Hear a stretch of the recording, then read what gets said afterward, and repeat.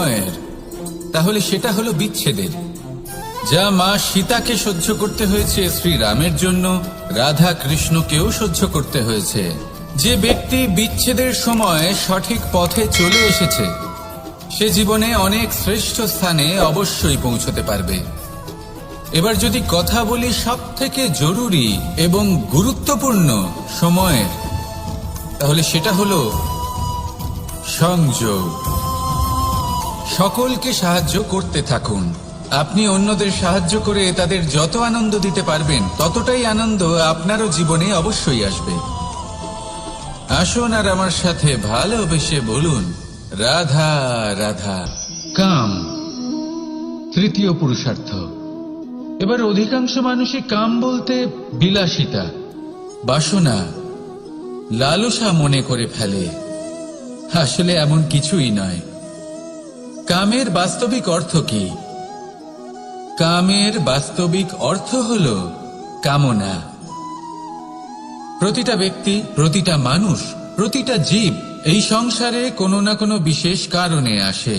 সেই কারণকে পূর্ণ করার জন্য কর্ম করাকে কাম বলে। এখন সেটা সবার জন্য ভিন্ন হতে পারে। কারোর কাছে সেটা জ্ঞান অর্জন করা হতে পারে, আবার কারোর কাছে নির্মাণ করা হতে পারে। কারোর জন্য পরিবারকে সঞ্চালন করা হতে পারে, আবার কারোর জন্য এই সংসার থেকে পাপ দূর করা হতে পারে। কিন্তু সবথেকে গুরুত্বপূর্ণ হলো যে মানুষ যেন নিজের কর্ম ঠিক করে করে, সম্পূর্ণ যত্ন নিয়ে করে। তৃতীয় পুরুষার্থ মানে এই কাম। এটার অনুচিত অর্থ নিজেকে বোঝানো মানেই সমগ্র জীবনকে অর্থহীন করে দেওয়া। তাই প্রেম দ্বারা আপনার এই সংসারে আসার কারণটাকে অনুসন্ধান করুন, আর এই প্রেমের সাথেই বলুন, রাধা রাধা। ক্রোধ আপনার অন্তরের আরো একটা শত্রু। এই ক্রোধ আসলে কি? আপনার মনের এক ভাবনা, যা আপনার মনেই উৎপন্ন হয়। এই মন আত্মার সাথে যুক্ত থাকে। এখন একটা ভাবনা যা আত্মার সাথে যুক্ত থাকে, তাকে অনুচিত কেন বলা হয় সেটা বোঝার চেষ্টা করুন। ক্রোধ কখনো কখনো জরুরি হয়, বিশেষ রূপে তখন যখন আপনি সঠিক পক্ষে দাঁড়িয়ে রয়েছেন এবং সামনের ব্যক্তি অধর্মের পক্ষে রয়েছেন আর বিনম্রভাবে মানছেন না। যেমন শ্রীরাম ক্রুদ্ধ হয়েছিলেন সাগরের ওপর। ওটা উচিত ছিল, আর তা ততক্ষণই উচিত যতক্ষণ আপনি ক্রোধকে নিয়ন্ত্রণ করছেন। যদি ক্রোধ আপনাকে নিয়ন্ত্রণ করতে শুরু করে, তাহলে পরিস্থিতি এমনও হতে পারে, ধরুন একজন ব্যক্তির প্রতি ক্রোধের কারণে আপনি তার ক্ষতি করতে চান। আপনি একটা কয়লা হাতে নিলেন, আর সেই কয়লা সামনের ব্যক্তির ক্ষতি করার পূর্বে আপনার হাত জ্বালিয়ে দেবে। ব্যাস, ক্রোধ এটাই করে। সর্বপ্রথম আপনার ক্ষতি করে, আপনার বিবেক হরণ করে নেয়। আপনি আপনার নিয়ন্ত্রণ হারিয়ে ফেলেন আর সবকিছু নষ্ট হয়ে যায়। বেশিরভাগ মানুষ ক্রোধে এমন সিদ্ধান্ত নেন যে সেটা তাদেরই বিনাশের কারণ হয়ে দাঁড়ায়। আর কিছু মানুষ বলেন যে আমাদের জীবনে এত যন্ত্রণা আছে, এত সংকট আছে, যে ক্রোধ উৎপন্ন হবেই। আর এরকম সময় এটাই উচিত হবে যে আপনি নিজেকে ক্রোধের থেকে দূরে রাখুন, আর তারপর সমস্যার নিবারণ করুন। আর এই নিবারণই আপনার জীবনকে একটা শ্রেষ্ঠ স্তরে পৌঁছে দেবে। তাহলে ক্রোধ থেকে দূরে থাকুন, সুপ্রসন্ন থাকুন, আর আমার সাথে ভালোবেসে বলুন, রাধা রাধা। জীবনে যখন কোনো ব্যক্তি নিজের লক্ষ্য প্রাপ্তির জন্য নিরন্তর পরিশ্রম করতে থাকেন, চেষ্টা করতে থাকেন, তখন তিনি কষ্ট অনুভব করেন। কখনো শারীরিক কষ্ট, কখনো মানসিক কষ্ট। এবার উনি এটা ভাবতে থাকেন যে আমি কি উচিত করছি নাকি অনুচিত করছি। কারণ অন্যদিকে এমন একজন ব্যক্তিও আছেন যিনি একদমই পরিশ্রম, চেষ্টা করছেন না। তিনি মদিরা পান করেন, বিলাসিতায় জীবন কাটান, অলস প্রকৃতির হয়ে ওঠেন, নিদ্রাতে বিলীন হয়ে থাকেন আর ভাবেন যে তিনি সুখ লাভ করছেন। কিন্তু এরকম কেন হয়? কারণ যখন আমরা সৎ পথে থাকি, উচিত পথে চলি, লক্ষ্য প্রাপ্ত করার জন্য চেষ্টা করতে থাকি, তখন আমাদের ভেতরে থাকা নেতিবাচক শক্তি এবং পাপ এই দেহকে ত্যাগ করে দেয়। আর এই অনুভূতিটাই আমাদের দুঃখের অনুভূতি দেয়, কষ্ট দেয়। এবার সেখানে যদি আমরা কুপথে চলি, অনুচিত পথে চলতে থাকি, তাহলে আমাদের ভেতরে থাকা পুণ্য এবং ধনাত্মক শক্তি আমাদের দেহ ত্যাগ করে দেয়। আর এই অনুভূতির কারণেই আমরা সুখ অনুভব করি। কিন্তু কখনো ভাববেন যে এই সুখ বেশি সময় পর্যন্ত থাকে না। সেই জন্য সবসময় মনে রাখবেন, যদি আপনি জানেন যে এটাই আপনার লক্ষ্য, এটাই উচিত পথ, শুভ পথ, তাতে নিরন্তরভাবে এগিয়ে যেতে চেষ্টা করতে থাকুন। এই কষ্ট আপনাকে সুখের পরাকাষ্ঠায় কখন পৌঁছে দেবে তা আপনি জানতেই পারবেন না। আসুন আমার সাথে ভালোবেসে বলুন, রাধা রাধা। ঈর্ষা আমাদেরই মনে বসবাস করা আরো একটা শত্রু। তবে এই শত্রু কখনো কখনো আমাদের জন্য লাভদায়কও হতে পারে, কিন্তু যদি আমরা সতর্ক না থাকি তাহলে সেটা ততটাই ঘাতক হয়ে উঠতে পারে। যদি আপনার কোনো প্রতিদ্বন্দ্বী থেকে থাকে যে এগিয়ে চলেছে, তাকে দেখে আপনার মনে ঈর্ষা উৎপন্ন হয়, আর ঈর্ষাবশত আপনি নিরন্তর চেষ্টা করতে থাকেন, পরিশ্রম করতে থাকেন সামনে এগোনোর জন্য, তাহলে তার দ্বারা আপনার বিকাশই হবে। কিন্তু যদি আপনি নিজের বিরোধীকে শেষ করতে দেওয়ার জন্য অগ্রসর হন, তাকে বিনাশ করার জন্য অগ্রসর হন, তাহলে এই ঈর্ষা প্রথমে আপনার বিনাশ অবশ্যই করবে। একটা কথা আছে, এটা পশু প্রবৃত্তি, আপনি শুধুই নিজের বিকাশের কথা ভাববেন। তিনিই হলেন প্রকৃত মানুষ, যিনি অন্য মানুষের জন্য প্রাণও দিতে পারেন। এই ঈর্ষা যদি আপনাকে বিকাশের পথে নিয়ে যেতে পারে তাহলে খুবই ভালো। যদি আপনাকে অন্য কাউকে বিনাশ করে দেওয়ার পথে অগ্রসর করে, তাহলে তার থেকে দূরে থাকাই ভালো। যেমন ধরুন, আপনার কাছে একটা সূচ আছে, যার দ্বারা আপনি ছেঁড়া কাপড়ও সেলাই করতে পারবেন বা অন্য কারোর পাত্রে ছিদ্রও করে দিতে পারবেন। আপনি কি চাইবেন, নিজের বিকাশ নাকি অন্য কারোর বিনাশ? সিদ্ধান্ত আপনারই। আসুন আর আমার সাথে ভালোবেসে বলুন, রাধা রাধা। পঞ্চম তত্ত্ব, আকাশ, নব, ব্যোম। আসলে কোনো ভ্রম নাকি সত্য? ভ্রম তো হতে পারে না, কারণ ভ্রমের মধ্যে কেউ বাঁচতেই পারে না।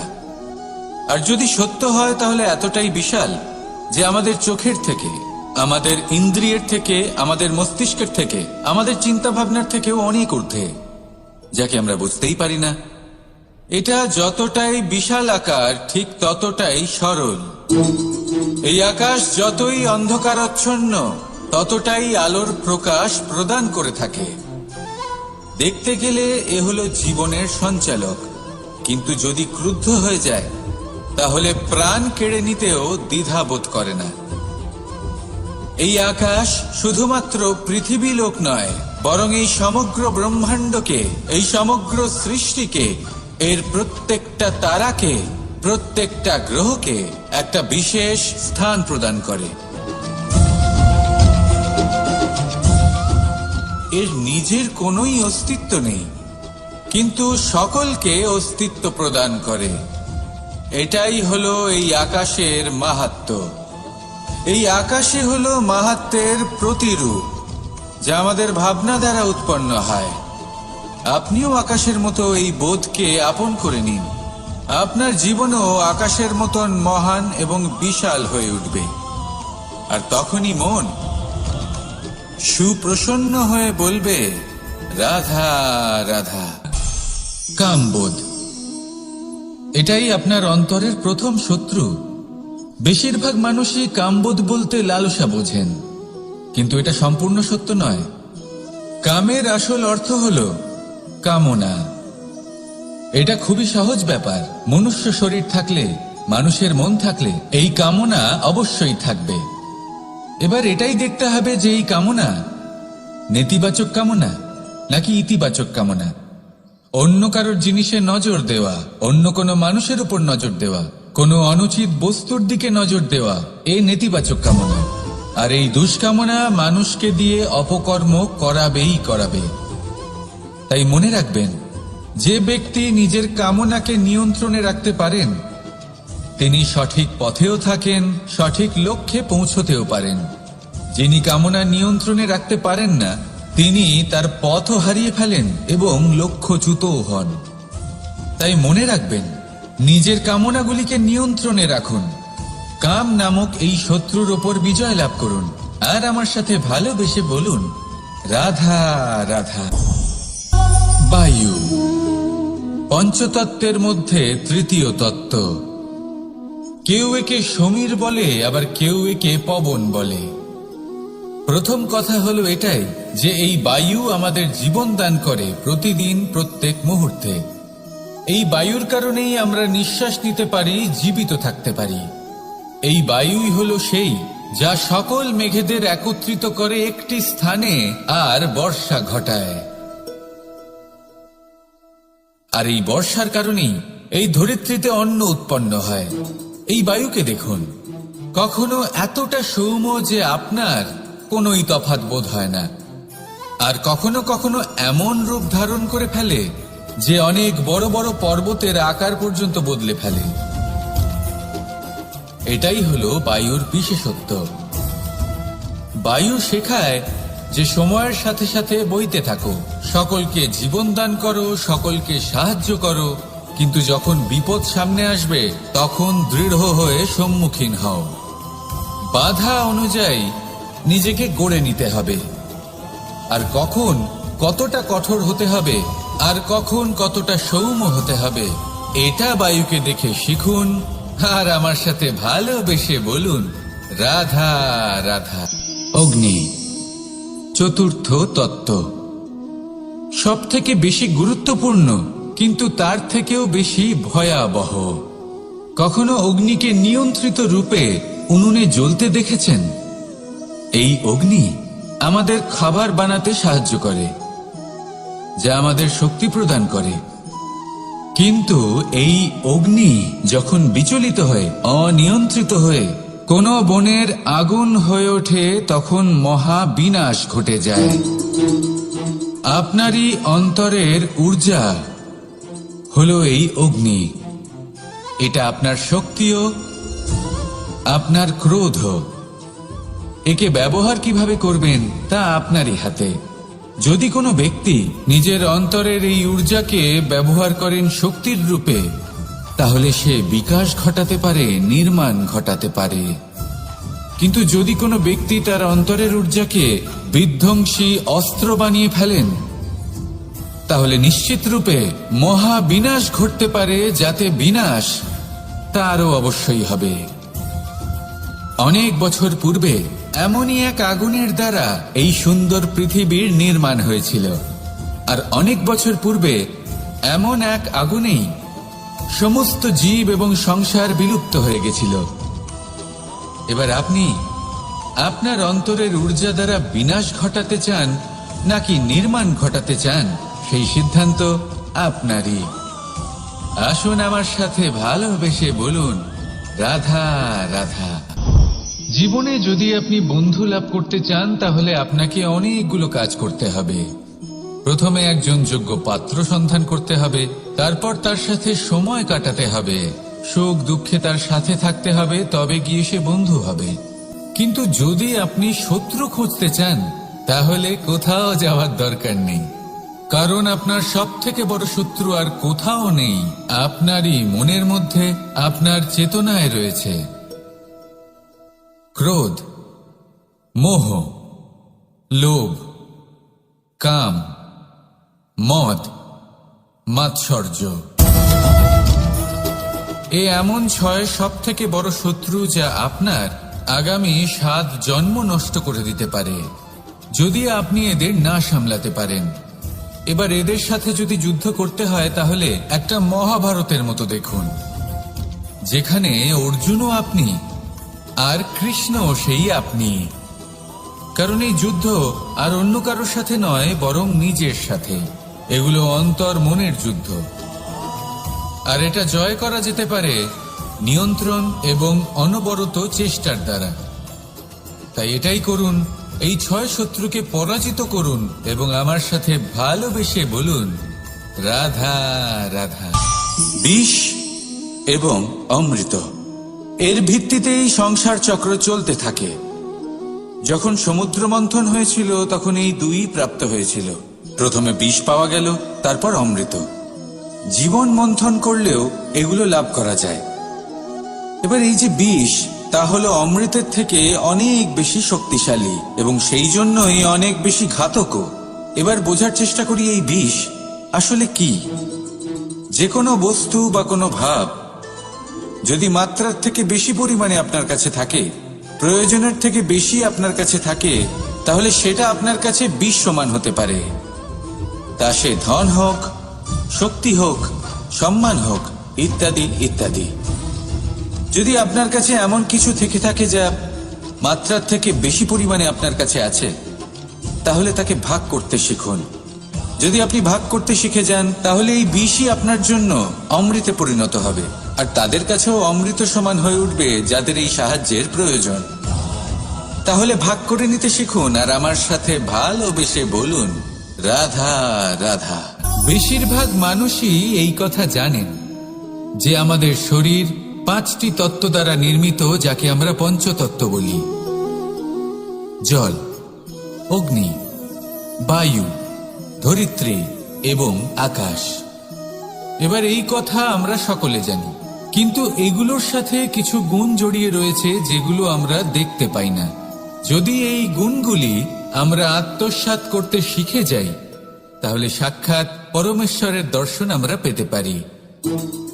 যদি কথা বলি প্রথম তত্ত্বের, জলের কথা, জল যা প্রত্যেক জ্বলনকে শীতলতা প্রদান করে।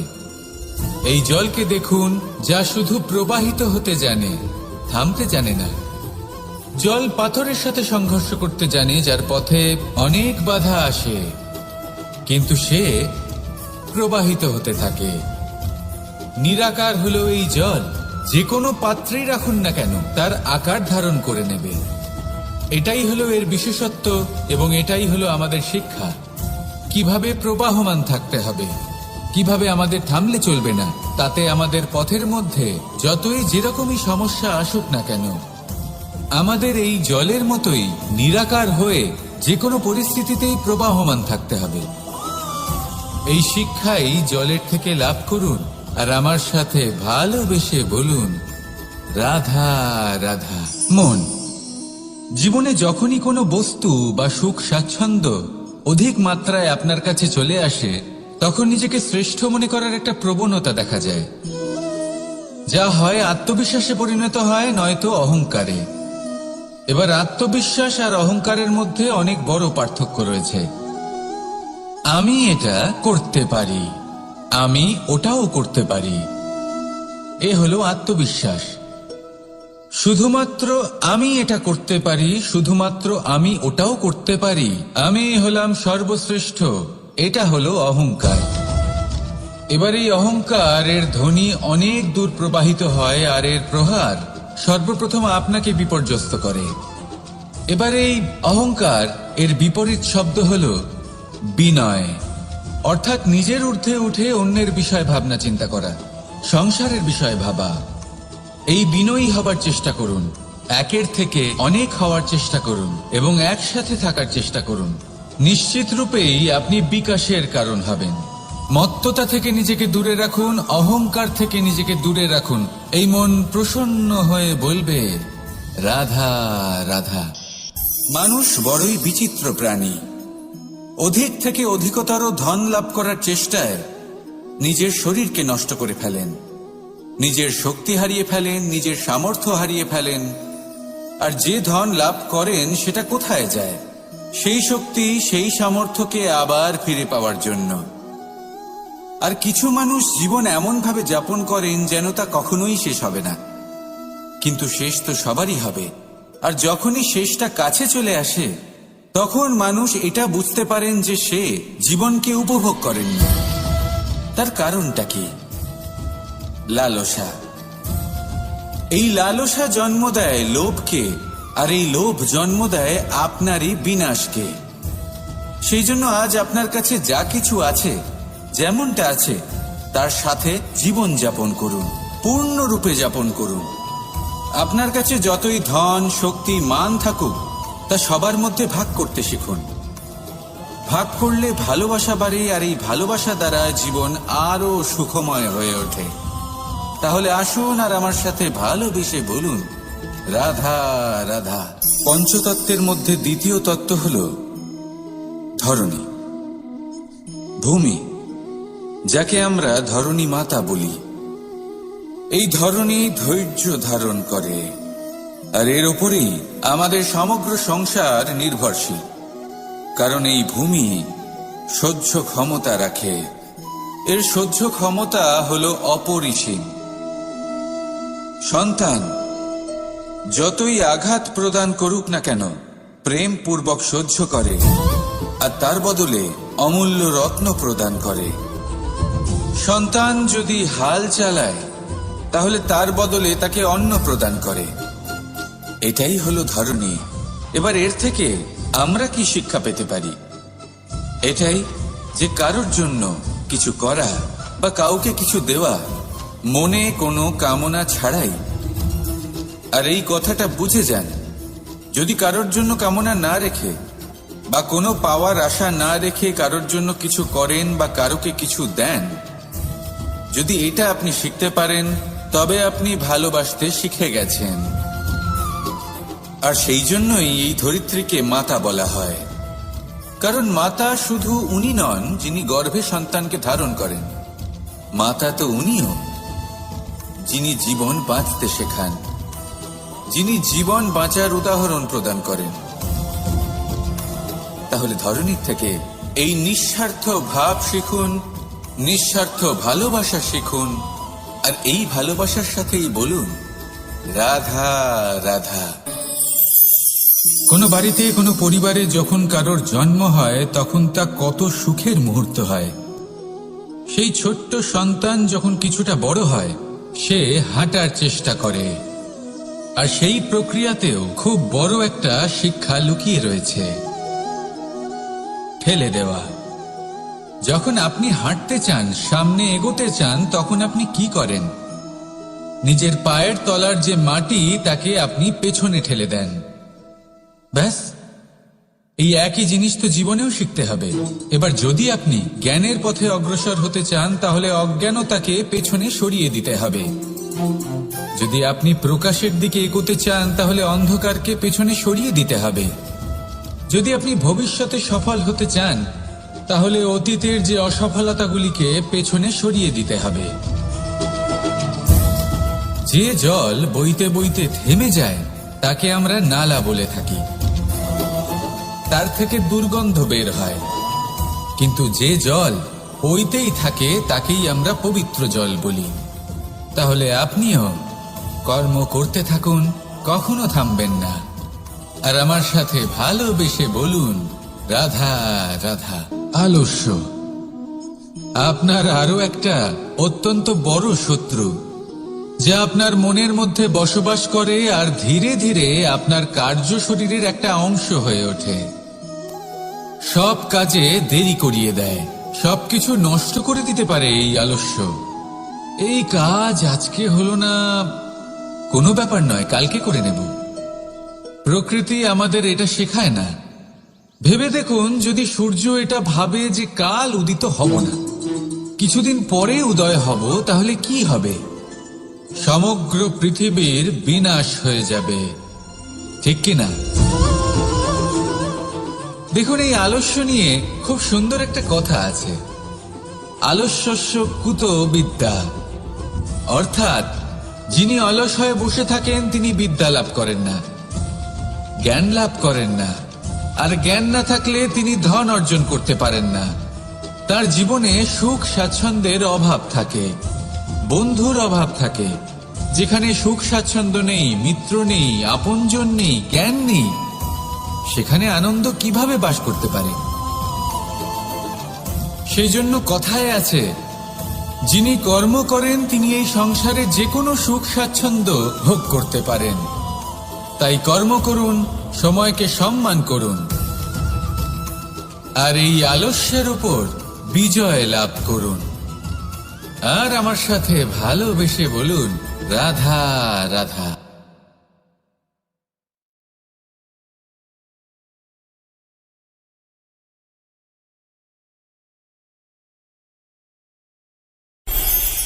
কর্ম কে করলেন আর কে নিজের প্রাণ হারালেন?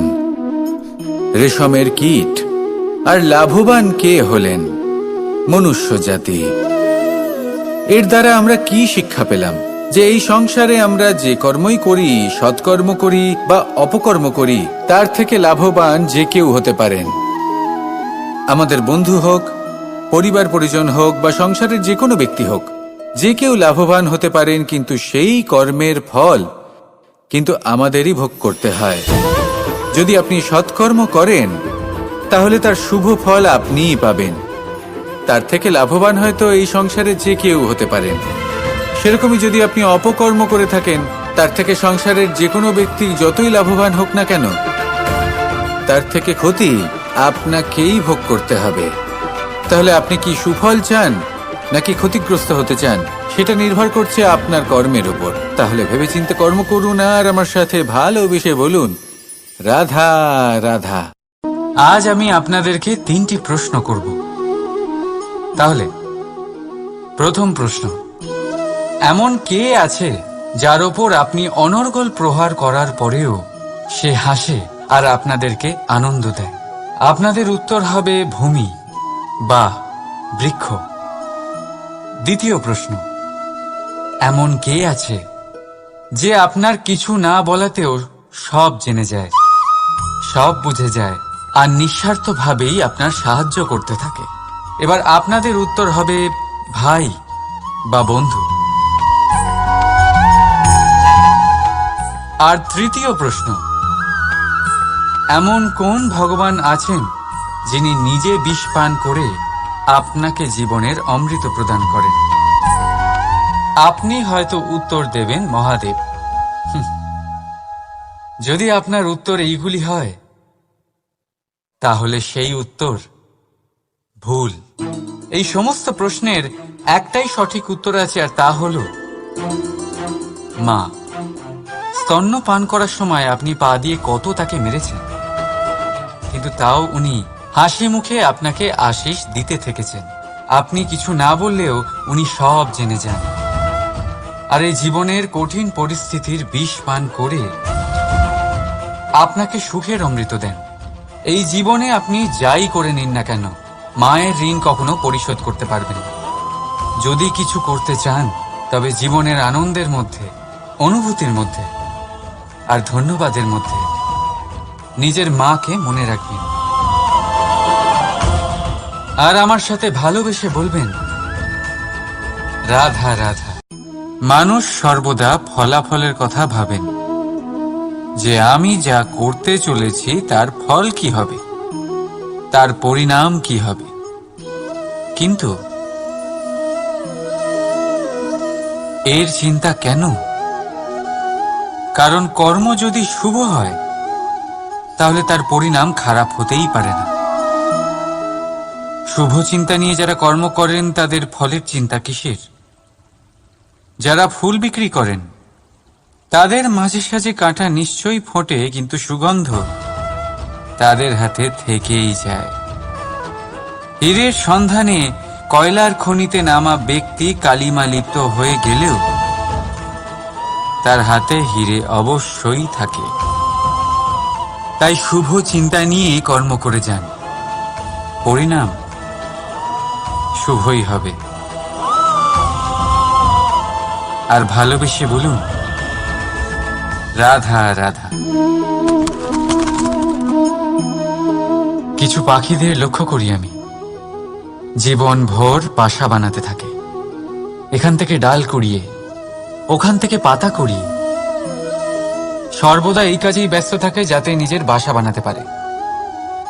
আর এই কাজে এত মগ্ন থাকে যে নিজেদের ডানার অস্তিত্বের বিষয় সম্পূর্ণভাবে ভুলে যায়। ভুলে যায় যে তাদের কাছে এক বিশাল আকাশও আছে ওড়ার জন্য। আর কোথাও এই জীবন বাসা বানাতে বানাতে ভস্ম হয়ে যায়। আমাদের মানুষের সাথেও এমনই হয়। জীবন যাপনের জন্য অর্থ অর্জন করতে করতে এত ব্যস্ত হয়ে যায় যে ভুলেই যাই যে আমাদের জীবন যাপনও করতে হবে। অর্থ জীবন ধারণের জন্য হয়, জীবন ধারণ অর্থের জন্য নয়। তাই বলছি, শুধু বাসা বানাতে থাকবেন না, নিজেদের ডানাগুলি মেলুন আর উড়ান দিন এই খোলা মহাকাশে। আর ভালোবেসে বলুন, রাধা রাধা। একটি পিঁপড়ের আয়ু অত্যন্ত কম হয়, 2 দিন বা খুব বেশি হলেও 1 সপ্তাহ, ব্যাস। কত কম ভোজনের দরকার পড়ে ওদের, কিন্তু তাও সে চলতে থাকে, কর্ম করতেই থাকে। আগামী প্রজন্মের স্বাচ্ছন্দ্যের জন্য কখনো থেমো না, কর্ম করে যাও, চলতেই থাকো। কিছু না পেলেও পথ চলায় পারদর্শী হয়ে উঠবে, লক্ষ্যে না পৌঁছলেও একজন ভালো যাত্রী হতে পারবে।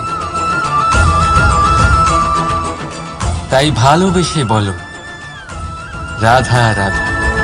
বাল্যকাল থেকে অনেক ধাঁধার সমাধান করেছেন আপনি, তাই তো? তাহলে আজ আরেকটার সমাধান করুন। বলুন, আপনার জীবনে এমন কি আছে যেটা আপনার সবচেয়ে বড় বন্ধু আর আপনার সবচেয়ে বড় শত্রু?